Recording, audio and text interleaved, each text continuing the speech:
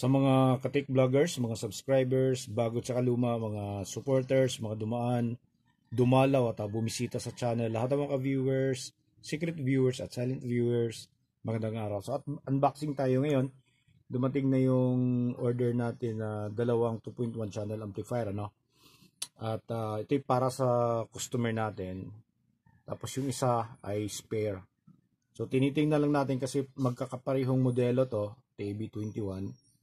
Pero yung isa, sabi ng sealer, malaki yung chips. Yung isa naman yun yung dati pa. Okay, so parang siguro, iwan ko kung pareho siya sa MT21, ano? Meron na tayong review doon sa MT21 nung siguro mga ilang taon na yon. Ngayon naman, ito titingnan natin dahil hindi pa ako nakasubok ng ganito. Yung, ano ba to? Nakalimutan ko. TB21. Okay, subuktan natin. Bagong-bago, kararating lang.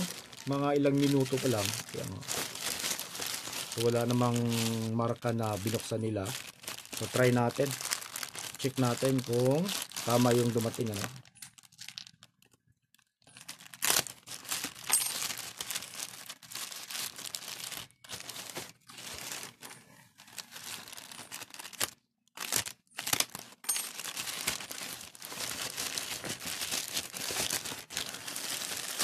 Okay, so nakadalawang package.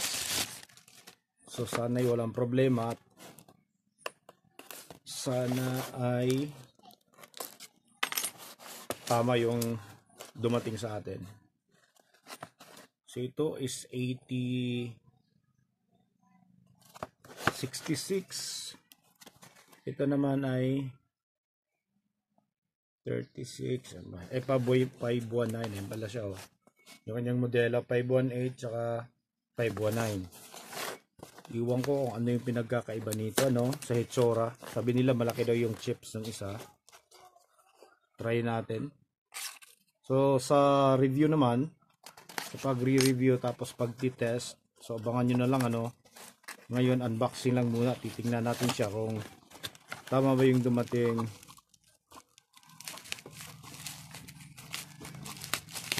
Okay.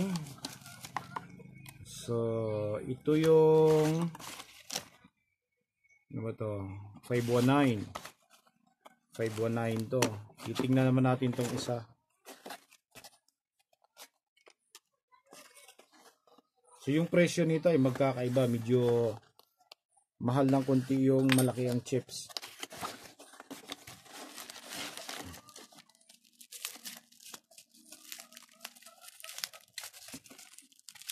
Iwan ko lang sa design, ano, sa board kung ano yung pinagkakaiba nila. Ayan.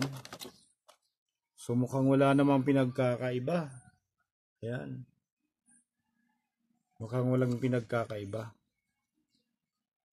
Okay, so titingnan na lang natin kung totoo bang mas malaking chips ang ginagamit dun sa kabila, yung isang sa 519. Ito yung kanyang takip. Okay. Tapos yung kanyang mga knobs, kabila naman ganun din. Ayun siya. So TB21, wala namang ibang nakalagay, ano. So pareho TB21 siya. ZK TB21 dito sa kabila.